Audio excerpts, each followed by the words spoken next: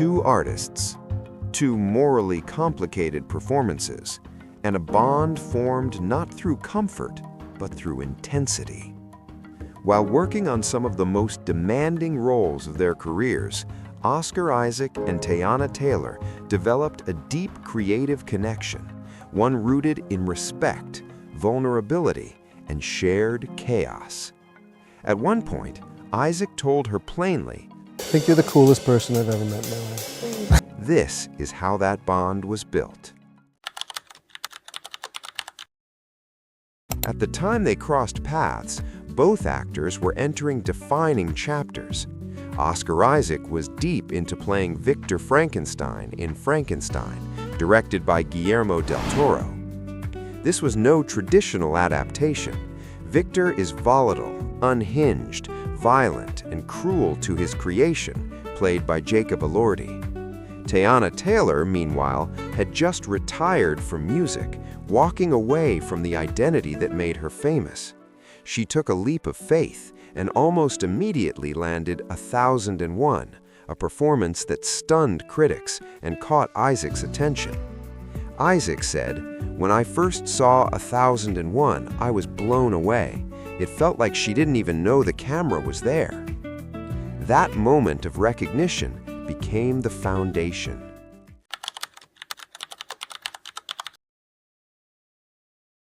Their collaboration deepened during One Battle After Another, directed by Paul Thomas Anderson. Taylor plays Perfidia Beverly Hills, a name that literally means faithlessness, a character who may be a traitor or a revolutionary, or both. Isaac immediately recognized the gravity of her role. He noted how she enters the film with command, how even her walk communicates power, something he linked directly to her background as a dancer and choreographer. Taylor described her process as color-coordinating layers: pink for softness, red for rage, blue for emotional withdrawal, sometimes all within 5 seconds of screen time. Isaac didn't just understand it, he respected it. Their bond didn't come from casual friendship. It came from talking about vocation, about calling. Isaac reflected on the idea that acting and music are not the source, but expressions of something deeper. Taylor responded by explaining how waiting, struggle, and frustration prepared her for Perfidia. She said plainly, "The wait is not punishment, it's preparation." That philosophy resonated deeply with Isaac, who admitted that resentment over missed opportunities can blind artists to where they're meant to be. They weren't just acting together, they were recognizing each other.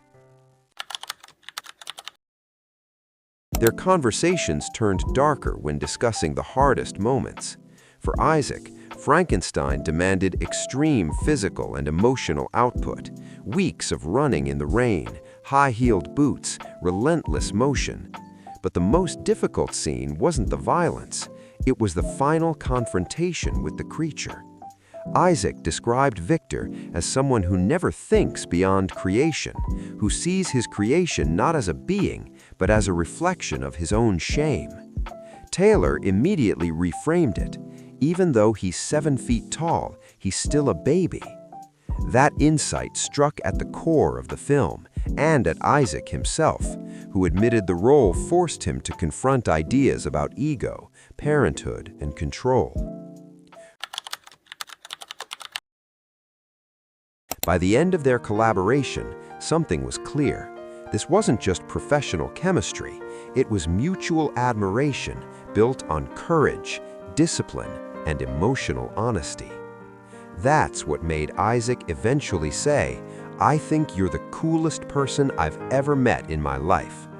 Not because of fame, not because of talent alone, but because Taylor brought everything she was, fear, faith, chaos, control, into the work.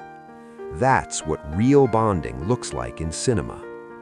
This is the Isaac Method. Subscribe for deep dives into Isaac's collaborations, process, and performances, where craft meets character.